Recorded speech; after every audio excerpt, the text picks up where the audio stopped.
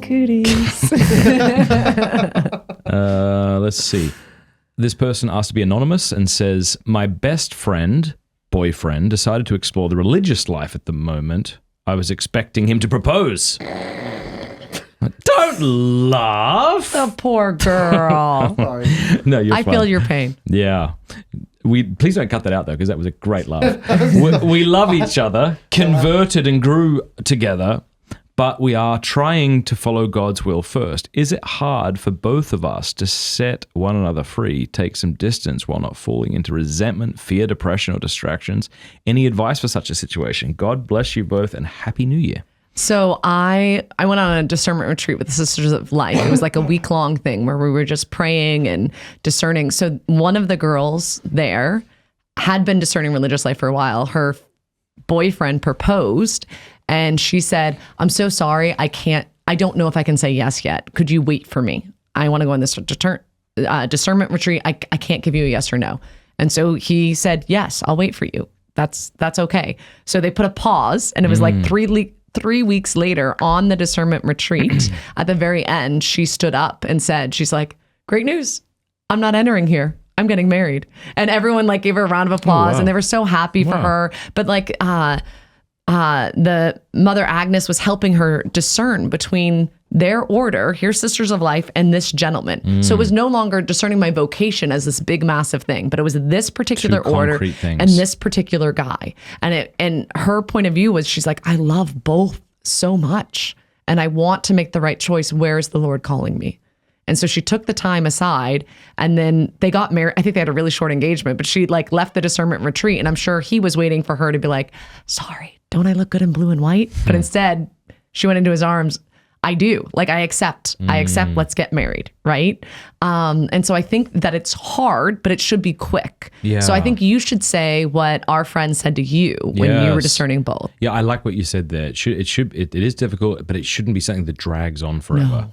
So I called my friend David Dobbelstein, and I was discerning between the Friars of the Renewal and pursuing my wife, who lived in America, which meant a major move. Well, either way, right? Because the Friars were in America.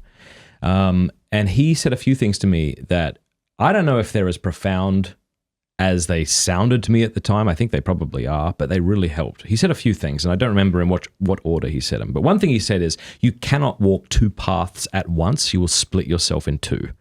So you can't be at one point discerning marriage with this particular person and at this point looking at like vocation weekends. And if you need to decide. And he said, if you were laying in bed at night and you heard a loud bang outside, you'd be somewhat obligated to go or you'd feel obligated to go and see what that was about. And he said, it sounds like the Lord is making a noise with Cameron. Like, it sounds like he's making a banging, and you need to go and see what that is.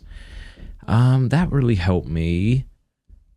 Yeah. I forget what else he said, but I knew that I had to make a decision. I couldn't just sort of let this kind of fantasy life of joining a religious order kind of remain there. I had to kind of sever one of those off and then pursue something. And so do you remember when I called you and you were at that wedding? Yeah, So you were in America at the time, I think. Yes, I was in America. I was a bridesmaid at a friend's wedding, and the whole wedding, I knew that Matt was gonna decide what he was gonna do. If he was gonna, he told me what Dave said. I thought it was great advice.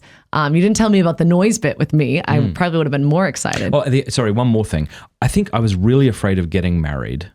And here's the real truth. And I'll just say this quickly, but it's a lot deeper than it sounds. And I think if people have had any experience of this or any depth to them, they'll feel how deep this is. I was so afraid of being exposed.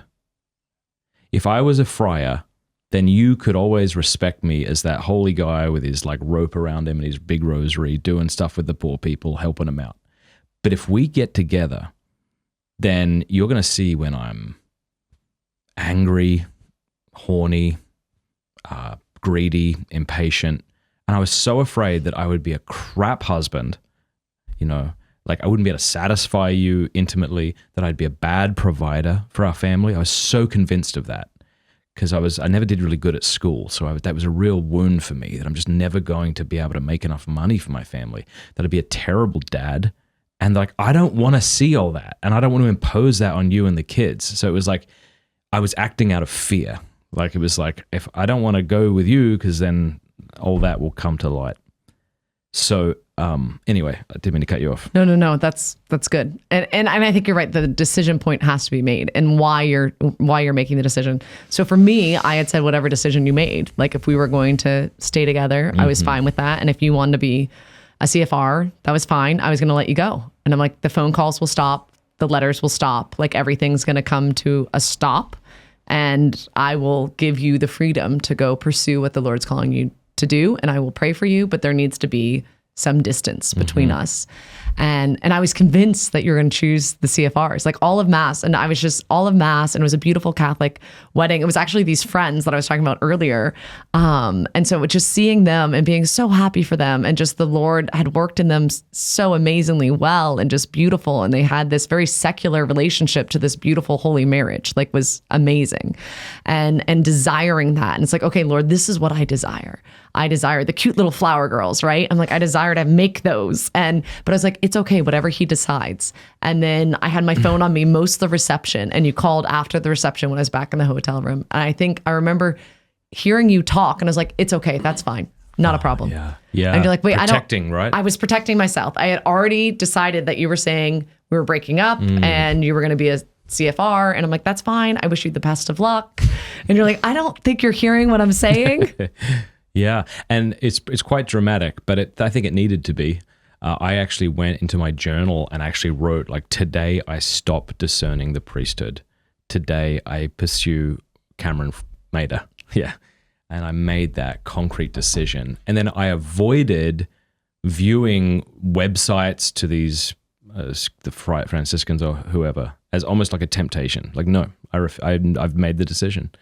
That was really cool. That was. I think sometimes like we think that if we don't make a decision, then we have everything in front of us and all the options are available. But in truth, if you don't make a decision, you're get stuck. None of those things. Yeah.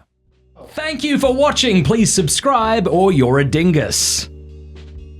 What's a dingus exactly? Used to refer to something one cannot or does not wish to name specifically. You don't have to subscribe, but if you did, I'd love it. You dingus. Like the video. That's who we're using that one. Take one.